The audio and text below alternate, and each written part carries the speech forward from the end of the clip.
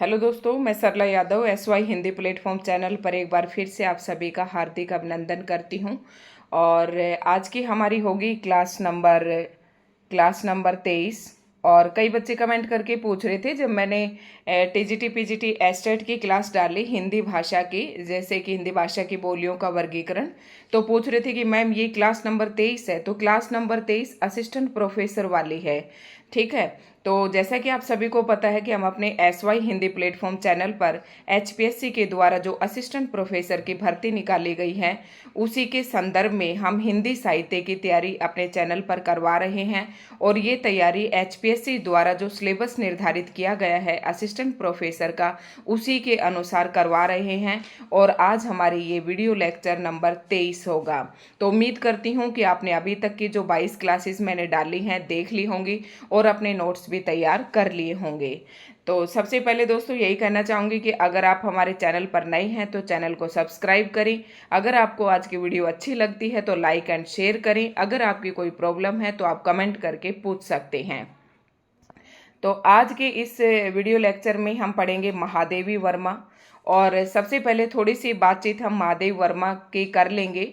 वैसे तो आप ये महादेव वर्मा जो है, जो आपके सिलेबस में दिया, सिलेबस आपको पता है कि जो UGC नेट का सिलेबस है सेम टू सेम वही HPSC ने हिंदी का सिलेबस दिया है असिस्टेंट प्रोफेसर के लिए। रति भर भी उसमें फ़र्क नहीं है। तो सिलेबस के अकॉर्डिंग ये हमारी यूनिट नंबर 5 है और सबसे पहले हम यूनिट नंबर 5 को ही पढ़ रहे हैं। और इसी के संदर्भ में आज हमारी क्लास नंबर 23 है। तो यूनिट नंबर 5 के जो महादेवी वर्मा का संपूर्ण साहित्य है, ये तो हम यूनिट नंबर 2 के अंतर्गत पढ़ लेंगे। लेकिन यूनिट नंबर 5 के अंतर्गत जो महादेवी वर्मा की कुछ एक रचनाएं आपके सिलेबस में दी गई हैं, उन रचनाओं में सबसे पहले कविता है बीन भी हूँ मैं तुम्हारी रागनी भी हूँ।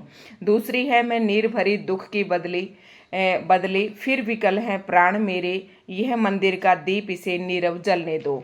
तो ये 4 कविताएं हैं, चाहे आप इसे गीत कहें चाहे कविताएं कहें। तो ये चारों के चारों यूनिट नंबर 5 के अंदर दे रखी हैं। तो इन्हें हम पढ़ेंगे असिस्टेंट प्रोफेसर की तैयारी के लिए कि इनमें से किस प्रकार के स्क्रीनिंग में आपसे प्रश्न पूछे जा सकते हैं। जब सब्जेक्टिव की बात करें तो हमें इन कविताओं के व्याख्यात्मक रूप भी हमें इनका पढ़ना पड़ेगा। ठीक है। तो शुरुआत करते हैं महादेवी वर्मा की। तो थोड़ी सी जानकारी हम महादेवी वर्मा के बारे में ले लेते हैं। और महादेवी वर्मा तो हमारे साथ जो भी स्टूडेंट वीडियो देख रहे हैं, उनमें से हो सकता है अधिकतर ऐसे भी हों कि जिनका नेट तो क्वालिफाई है लेकिन एस्टेट क्वालिफाई नहीं है।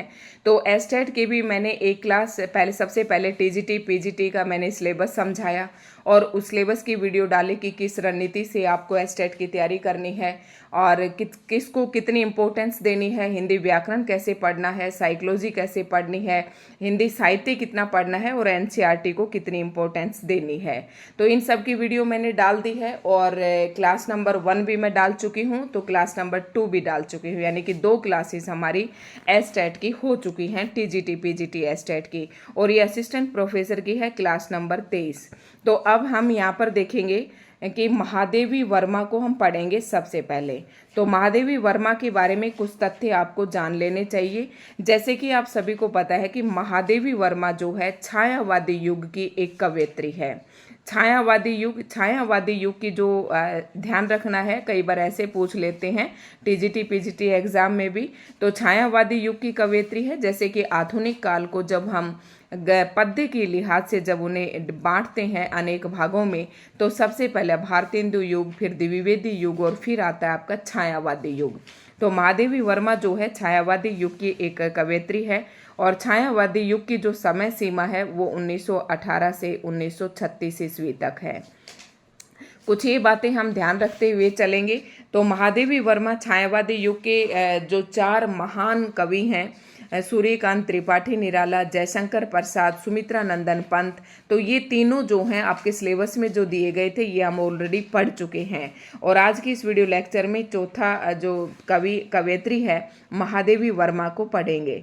तो सबसे पहले हम बात कर लेते हैं थोड़ा सा महादेवी वर्मा के व्यक्तिगत उसके बारे में, जीवन व्रत के बारे में। तो महादेवी वर्मा का जो जन्म है वो 1907 में हुआ।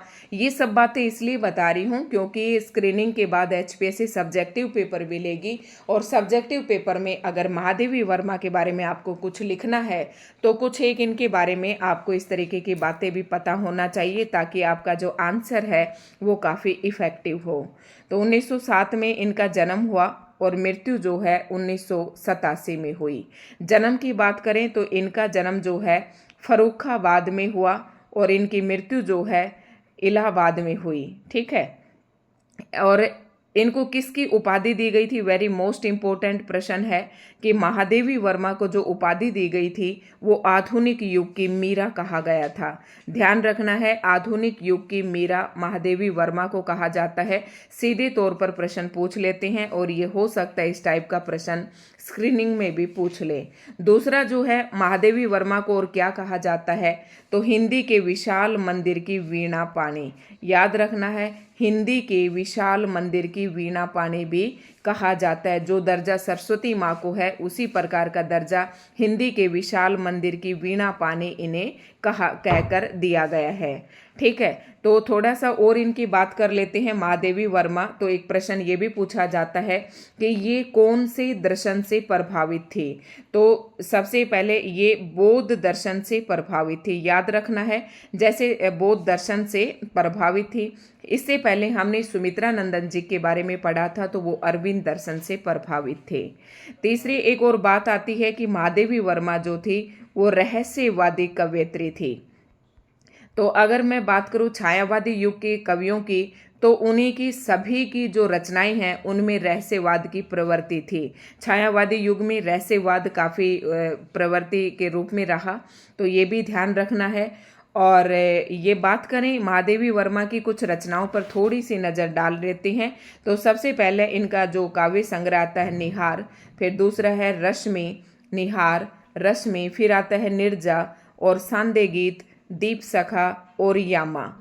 तो सांदे गीत, दीप सखा, दीप शिखा, ठीक है, दीप शिखा और यामा, इस तरीके से आपको याद रखना है। निहार, रश्मि, निर्जा, सांदे गीत, दीप शिखा और यामा। अब यामा जो है ये 1940 में प्रकाशित हुआ था, और यामा पर जो है महादेवी वर्मा को ज्ञानपीठ पुरस्कार मिला था। वेरी मोस्ट इम्पोर्टेंट प्रश्न है, ज्ञानपीठ पुरस्कार इस रचना पर, इस काव्य संग्रह पर इनको मिला था। तो ये कुछ प्रश्न थे जिनका आपको बिल्कुल पता होना चाहिए।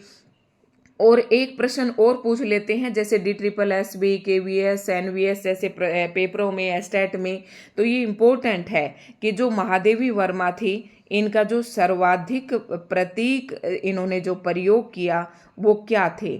तो सर्वाधिक जिन प्रतीकों का प्रयोग किया वो बादल और दीपक थे। याद रखना है, बादल और दीपक थे, जैसे कि आप इनकी कविताओं में भी देख रहे होंगे। तो सर्वाधिक जो प्रतीक प्रयोग किए वो बादल और दीपक थे। अब शायद आपका कुछ इस प्रकार के प्रश्न जो है नहीं रहेंगे। ठीक है, एक रचना और है जो काफ़ी फेमस है महादेवी वर्मा जी की, कि सप्तपर्णा नामक जो इनकी कृति है उसके अंदर इन्होंने ऋग्वेद के मंत्रों का हिंदी काव्य अनुवाद किया है। तो ये कुछ महत्वपूर्ण प्रश्न थे जिनके बारे में आपको पता होना चाहिए। अब हम चलते हैं अपने यूनिट नंबर 5 की तरफ और HPSC सिलेबस के अकॉर्डिंग। तो इस कविता आप सबसे पहले देख रहे होंगे, बीन भी हूँ मैं तुम्हारी रागनी भी हूँ। ये 4 कविताएं जो हैं आपके सिलेबस में दी गई हैं। तो जो पहली कविता है, बीन भी हूँ मैं तुम्हारी रागनी भी हूँ, तो ये कौन सी काव्य संग्रह के अंदर संकलित है। तो संग्रह, और इसमें काफ़ी बच्चे कंफ्यूज होते हैं। तो जो ये तो है काव्य संग्रह। एक काव्य संग्रह वह संग्रह होता है जिसमें एक कविता न होकर एक से अधिक कविताएं होती हैं। ठीक है, तो ये निर्जा में ध्यान रखना है, काव्य संग्रह जो होता है उसमें 2 या 2 से अधिक कविताओं का संकलन होता है, तो उसे काव्य संग्रह कह देते हैं। तो बीन भी हूँ मैं तुम्हारी रागनी भी हूँ, ये निर्जा नामक काव्य संग्रह के अंतर्गत संकलित है। अब काव्य संग्रह का, इस निर्जा नामक काव्य संग्रह का प्रकाशन हुआ था 1934 में, याद रखना है। तो मैंने एक ट्रिक इसकी बता देती हूँ, बीन भी हूँ मैं तुम्हारी रागनी भी हूँ। ऐसी कोई प्रेमिका कह रही है, और वो प्रेमिका है किसकी है, निर्जा की प्रेमिका कह रही है कि बीन भी हूँ मैं तुम्हारी रागनी भी हूँ, ऐसे याद रख लेना है। अगला है, मैं नीर भरी दुख की बदली और फिर विकल है प्राण मेरे। तो इसकी ट्रिक है कि जब मनुष्य दुख में होता है तब उसके प्राण जो विकल होते हैं, बेचैन होते हैं। तो ये किसके अंदर है, कब विकल हो जाते हैं? देखो, मनुष्य दिन भर तो थोड़ा सा दुख सहन कर लेते हैं, लेकिन सायंकाल होते हुए उनसे दुख सहन नहीं होता। ये थोड़ा सा ना ट्रिक हिंट के लिए बता रही हूँ मैं आपको सिर्फ, बस। मैं नीर भरी दुख की बदली और फिर विकल हैं प्राण मेरे, यानी कि दुख से बेचैन है। विकल मीन्स बेचैन, व्याकुल। और कब है, संध्या के समय, यानी कि सायंकाल के समय। ठीक है, तो याद रखना है दोनों। मैं नीर भरी दुख की बदली और फिर विकल हैं प्राण मेरे, ये दोनों कविताएं सांदे गीत नामक काव्य संग्रह में संकलित है, और ये संग्रह जो है 1936 में प्रकाशित हुआ था। अगली कविता आती है, देखो अगर आपके स्क्रीनिंग में प्रश्न बनेगा तो यहीं से इसी प्रकार के प्रश्न बनेंगे, क्योंकि यही आपके सिलेबस में दिए गए हैं। फिर दूसरा, आपको क्या पता होना चाहिए कहाँ से प्रश्न बन सकता है, जो इन कविताओं की विषय वस्तु है वहाँ से प्रश्न बन सकता है। अगर आपको विषय वस्तु का पता है तो अगर आपको कविता की कोई पंक्ति दी जाती है तो आप आसानी से उसका उत्तर भी ढूंढ लेंगे। ठीक है, मतलब पंक्ति को आप पहचान लेंगे। तो यह है, मंदिर का दीप इसे नीरव जलने दो। ये जो पंक्ति है ये दीप शिखा नामक काव्य संग्रह में संकलित है, और दीप शिखा जो है ये संग्रह 1942 में प्रकाशित हुआ था। कैसे याद रखना है, ये दीप और ये शिखा, दो शब्द है इसमें पूरे पूरे, तो दो मतलब 42, ऐसे याद रखना है। अब शुरुआत करते हैं। हम बीन भी हूँ मैं तुम्हारी रागनी भी हूँ। पहले ही ये जो कविता है इसकी जो विषय वस्तु है इसके बारे में हम जान लेंगे। तो सबसे पहले आपको ध्यान होना चाहिए कि ये कौन से काव्य संग्रह में है। तो ये निर्जा काव्य संग्रह में है। निर्जा काव्य संग्रह का प्रकाशन कब हुआ, 1934 में हुआ। मुझे उम्मीद है कि आप लोगों को जो ये मैं ट्रिक बता रही हूँ वो अच्छी लग रही होंगी। बहुत ज़्यादा ट्रिक जो है हमें याद नहीं करनी है, क्योंकि फिर ट्रिक को याद रखने के लिए दूसरी ट्रिक बनानी पड़ेगी। ठीक है, इसलिए मेरी जो ट्रिक होती हैं वो हमेशा उसी लाइन से जुड़ी हुई होती हैं, ताकि उसी लाइन को देखकर आपको ट्रिक समझ में आ जाए। ठीक है, ट्रिक आपको याद आ जाए। तो अब इसकी विषय वस्तु देखते हैं। बीन भी हूँ मैं तुम्हारी रागनी भी हूँ। तो इसकी विषय वस्तु है कि इस कविता में महादेवी वर्मा जी ने आत्मा और परमात्मा के मिलन और प्रेम का वर्णन किया है। अब बीन भी हूँ और तुम्हारी रागनी भी हूँ, मतलब इस कविता में महादेवी वर्मा जी ने आत्मा और परमात्मा के मिलन और प्रेम का वर्णन किया है। तो और एक यह एक रहस्यवादी कविता है। इस कविता के बारे में आपको क्या ध्यान रखना है, पहली बात ये एक रहस्यवादी कविता है। तो ये मैंने आपको पहले ही बता दिया था कि रहस्यवाद तो इनकी सभी कविताओं में आपको मिलेगा। दूसरा, आत्मा का परमात्मा से मिलन। तीसरा, प्रेम का वर्णन, ये इसकी विषय वस्तु है। यहाँ मैं आत्मा के रूप में है जो परमात्मा को उद्वेलित करती है। ठीक है, तो ये मैं जो है इस कविता के अंदर मैं जो आ रहा है इन पंक्तियों में आप देख रहेंगे, बीन भी हूँ मैं तुम्हारी रागनी भी। तो जो मैं है ये आत्मा को कहा है इन्होंने, ये याद रखना है, जो परमात्मा को उद्वेलित करती है। स्त्री के जीवन की विडंबना का अंकन है। अब आप देखेंगे कि महादेवी वर्मा की जो कविताओं में रहस्यवाद पाया गया है, तो रहस्यवाद के पीछे एक और भी कारण है कि ये जो महादेवी वर्मा थी, ऐसा सुनने को आता है या पढ़ने में पढ़ा है कि महादेवी वर्मा जो है थोड़ी सुंदर नहीं थी, और इस वजह इनका रंग भी काला था, शरीर भी जो शक्ल थी वो सूरत थी वो अच्छी नहीं थी। इस वजह से उनके पति ने उनको त्याग कर दिया था। ज़्यादा दिन इनका वैवाहिक जो संबंध था वो नहीं टिक पाया था, और इस वजह से इनके जीवन में एक वियोग की भावना थी, एक विरह की प्रबल अनुभूति इनके अंदर थी, जिसके कारण इनके काव्य में अनुभूति देखने को मिली। ठीक है, तो ये थोड़ा सा इनके बारे में ध्यान रखना है। उसके बाद आता है कि इसमें विशेष बात क्या है। अद्वैत दर्शन का प्रभाव है। ये तो इनकी कविताओं में आपको मिल ही जाएगा, क्योंकि जब आत्मा और परमात्मा की बात हो रही है तो अद्वैतवादी दर्शन का प्रभाव है। अब अद्वैत का मतलब है अद्वैत, मतलब कोई भेद नहीं है आत्मा और परमात्मा में। मतलब मनुष्य और भगवान जो है एक ईश्वर के रूप है, मनुष्य भी ईश्वर का ही रूप है, ये दो अलग अलग नहीं हैं, मतलब एक ही माना है दोनों को, तो इसे अद्वैतवाद कहा जाता है। दूसरा, प्रकृति के नाना रूपों का चित्रण है और प्रकृति की असीम शक्ति का वर्णन है। तो ये दो पॉइंट बहुत ही आसान है, ये तो आपसे पूछेंगे नहीं। अगर पूछेंगे तो यही पूछेंगे कि बीन भी हूँ मैं, रागनी भी हूँ तुम्हारी। तो इस कविता में कौन से दर्शन का प्रभाव देखने को मिलता है? तो अद्वैतवादी दर्शन का प्रभाव देखने को मिलता है। उसके बाद है ये बीन भी हूँ मैं, तुम्हारी रागनी भी हूँ। इस काव्य की कुछ महत्वपूर्ण पंक्तियां दी गई हैं। पूरी कविता तो मैं यहाँ पर नहीं लेकर आई हूँ, क्योंकि पूरी कविता काफ़ी बड़ी हो जाती है और उसके सरलार्थ, उसकी व्याख्या हम तभी करेंगे जब सब्जेक्टिव पेपर होगा। अभी हम थोड़ा सा स्क्रीनिंग की तैयारी को लेकर चलेंगे। प्रलय में मेरा पता पद चिन्ह जीवन में, शाप हूँ जो बन गया वरदान बंधन में, आग हूँ जिससे ढुलकते बिंदु हिम जल के। ठीक है, तो आग हूँ जिससे ढुलकते बिंदु हिम जल के, तो आग के ऊपर जैसे ही भाई गर्म पे हिम पानी की बूंदें गिरती हैं तो वो नीचे ढल जाती हैं। तो ये कुछ पंक्तियां हैं, काव्य पंक्तियां हैं इस कविता की, तो यहाँ से आप देख लेंगे। उसके बाद अगली आती है मैं नीर भरी दुख की बदली, वेरी मोस्ट इम्पोर्टेंट। तो मैं नीर भरी दुख की बदली और फिर विकल हैं प्राण मेरे, ये दोनों ही कविताएं जो हैं सांदे गीत काव्य संग्रह में संकलित है। और सांदे गीत संकलन प्रकाशित हुआ था 1936 में। बार बार आप पढ़ेंगे तो ये चीज़ आपको याद हो जाएगी। मैं नीर भरी दुख की बदली, वेरी मोस्ट इम्पोर्टेंट लाइन है ये, पेपर में सीधे तौर पर पूछी जाती है कि ये पंक्ति किसकी है। इसकी विषय वस्तु अब देख लेते हैं थोड़ी सी। इस कविता में कवयित्री ने मैं के द्वारा अपने पूर्ण जीवन की वेदना का संकेत किया है।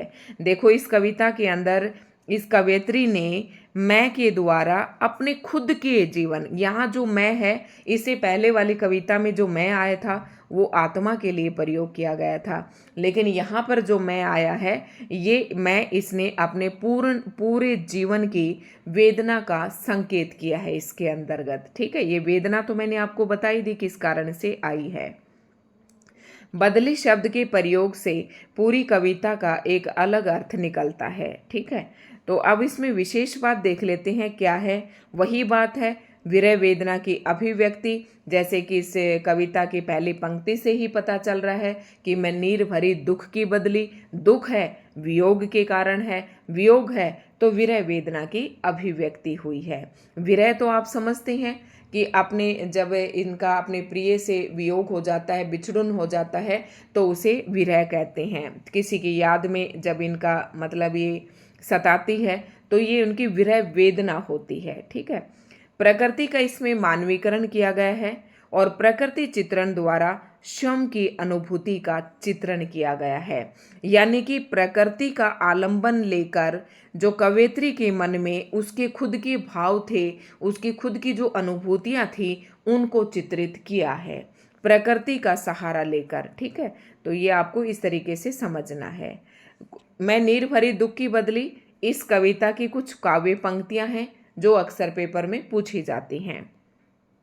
रज कण पर जल कण हो बरसे, नव जीवन अंकुर बन निकली, सुधी मेरे आगम की जग में, सुख की सिहरन हो अंत खिली, विस्तृत नभ का कोई कोना, मेरा न कभी अपना होना, परिचय इतना इतिहास यही, उमड़ी कल भी मिट आज चली, उमड़ी कल ही और आज मिट भी चली। ठीक है, तो ये कुछ काव्य पंक्तियां थी इसकी। उसके बाद हमारी अगली कविता आती है फिर विकल हैं प्राण मेरे। फिर विकल हैं प्राण मेरे। तो इन कविताओं में कुछ ज़्यादा नहीं है, इसलिए ज़्यादा कविता लंबी भी नहीं दी गई है, क्योंकि जैसे कि हमने पीछे भारत भारती पढ़ी थी मैथिली शरण गुप्त की, तो वो 3 खंडों में विभाजित थी, तो काफ़ी कुछ उसमें दिया गया था। इसमें इस प्रकार के कोई खंड नहीं है, ना किसी भाग में ये बटी हुई है, अपने आप में एक कविता है। ठीक है, तो इतना ज़्यादा इसमें कुछ नहीं है। जो बातें थी इसमें पूछने लायक वो मैंने आपको शुरू में ही बता दी हैं। फिर विकल, विकल मतलब व्याकुल, बेचैन है प्राण मेरे, ये कविता है और इसकी विषय वस्तु क्या है ये और देख लेते हैं। तो कवयित्री की मतलब अपने प्रियतम की याद में उसके जो प्राण हैं, यानी कि परमात्मा से मिलने के लिए इतने बेचैन है कि वो जानना चाहती है कि इन प्राणों से परे क्या है। कवयित्री इस कविता में ये जानना चाहती है और बताना चाहती है कि इन प्राणों से परे क्या है, यानी उस परमात्मा को देखने की उत्कट इच्छा को प्रकट किया है।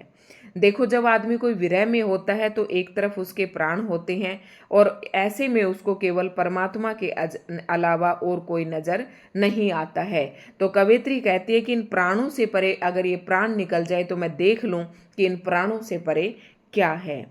इस कविता में कवयित्री ने असीम त्याग की भावना का चित्रण किया है।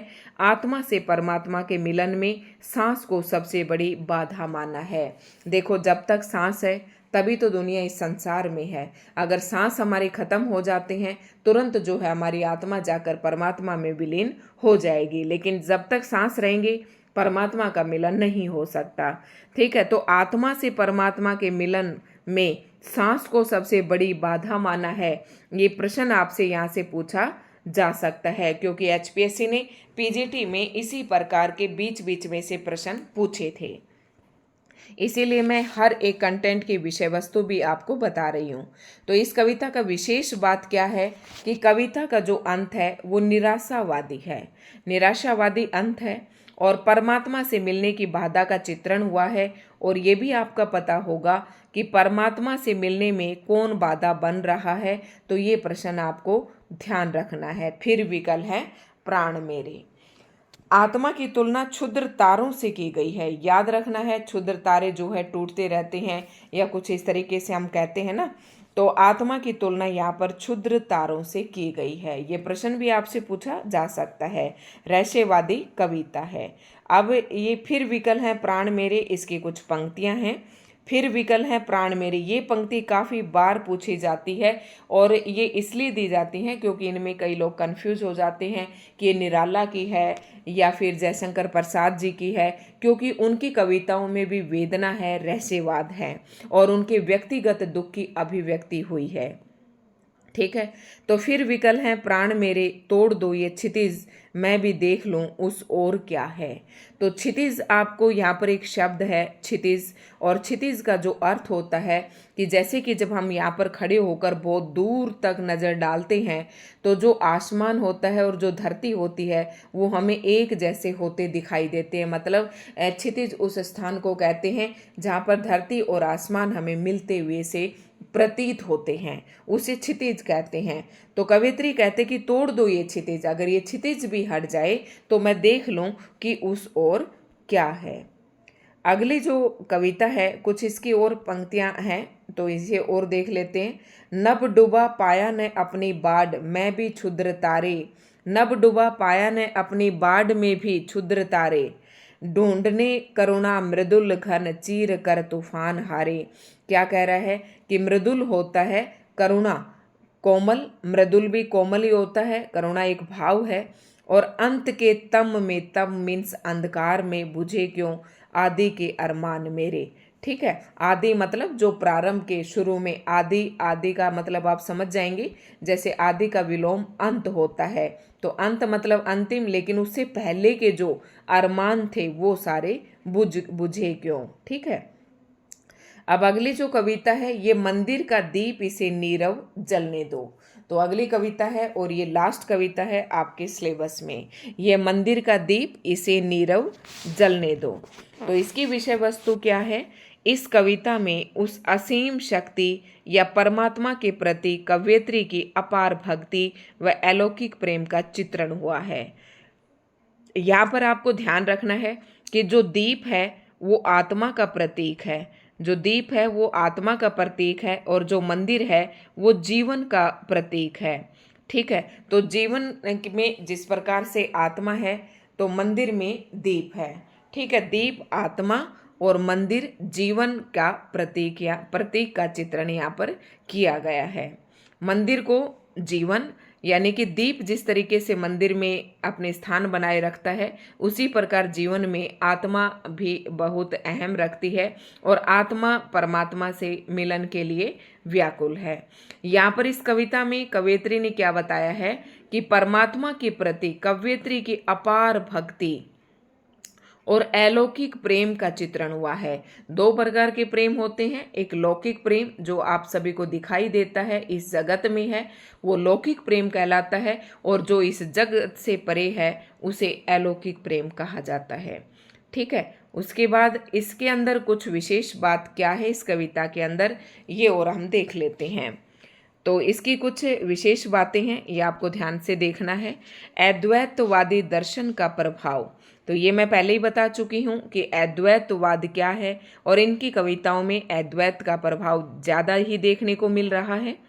निराशावादी होकर भी जीने की लालसा का चित्रण है।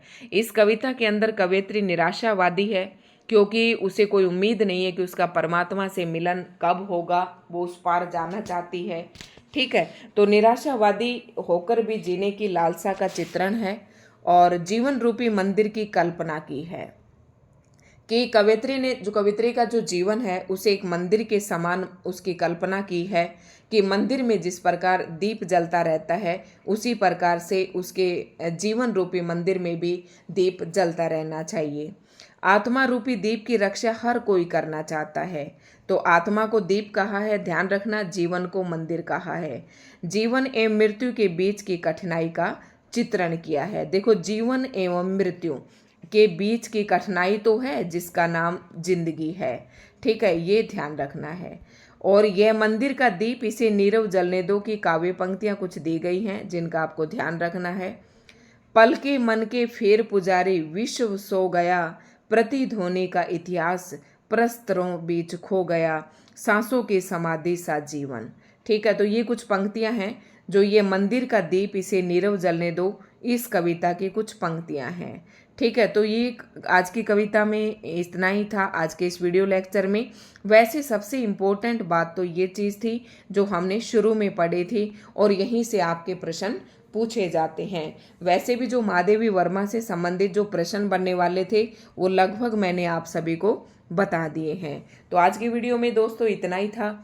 आप कमेंट करके ज़रूर बताएं कि आज की वीडियो आपको कैसी लगी। अगर वीडियो अच्छी लगी है तो ज़्यादा से ज़्यादा आप लाइक ज़रूर करें। जब भी आप वीडियो चलाएं तो पहले आप लाइक पर ज़रूर प्रेस कर दें, क्योंकि एक लाइक करने से आपका कुछ भी नहीं बिगड़ रहा है। तो वीडियो को लाइक एंड शेयर करें और अच्छे लगे तो आप कमेंट भी करें और चैनल पर अगर नए हैं तो चैनल को सब्सक्राइब ज़रूर करें।